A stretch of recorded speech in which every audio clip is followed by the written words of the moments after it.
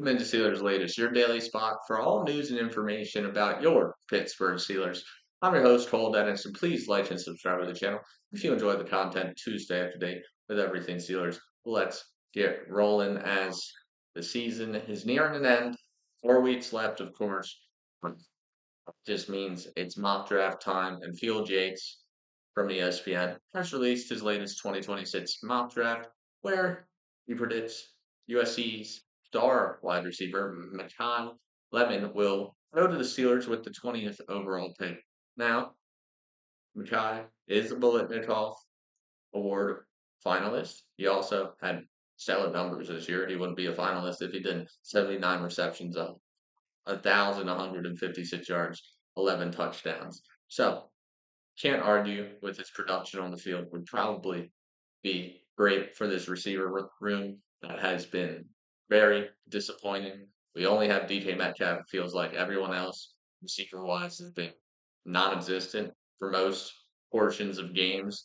They basically are just eating a body on that side of the field. Wherever they line up, they're just a gas, it feels like. But it might be just ignorance for me, being blessed as a Steelers fan my whole life. We hit on wide receivers in later rounds of the draft all the time. Feels like throughout my time as being a Steelers fan, it never feels like we've lacked at the wide receiver position. I think we do now, and I feel like we could easily reload in later rounds of the draft. We've been known to develop star wide receivers from late round picks. Just look at Antonio Brown from 10, 15 years ago now. He developed into a star. He was a late round guy. Not a lot of high hopes for him coming out of the draft. Turned into the best receiver in the league. We have that potential to mold these wide receivers. Our wide receiver coach has been stellar for years at molding these guys. So I have high hopes. We don't need to take wide receiver in the first round because there's more needed position groups that we should address first.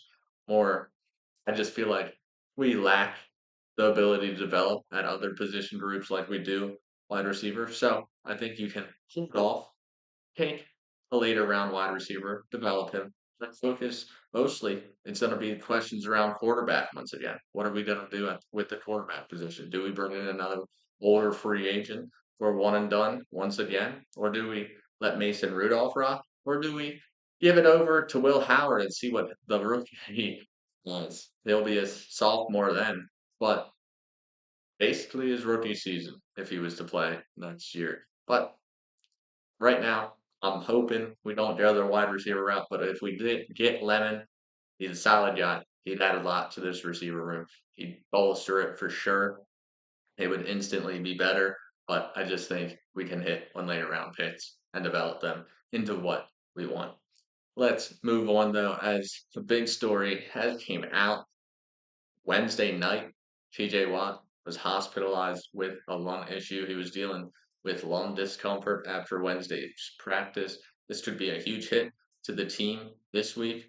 The game being on Monday might actually benefit us now because, I mean, it always benefits the team having that extra day's rest. But TJ Watt dealing with this lung problem could let him get back. But we don't want to rush him back. We need TJ for the playoff push. And then with the last 3 weeks after the Dolphins game, and when we're in the playoffs, we need TJ being 100%. So we don't want to rush him back on the field. Now, if he doesn't play Monday, of course, it's going to hurt the team. The defense is never the same when TJ is not on the field. I think the winning percentage is also drastically lower than when TJ is playing. So it will always be a hit not having him on the field, but for now, we just gotta wish for a healthy recovery for TJ because we don't really know what's going on. Just with some lung discomfort.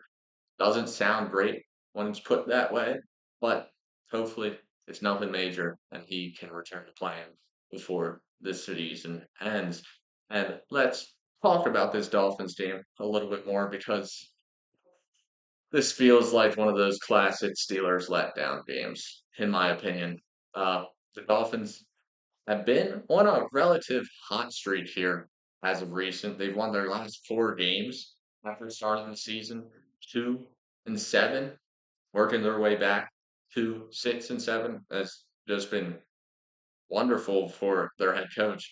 They've been fighting for their jobs this past couple weeks. It feels like Tua's fighting for his job. McDaniels is fighting for his job. They really needed to turn the season around to have that job security, and they have. So good for them.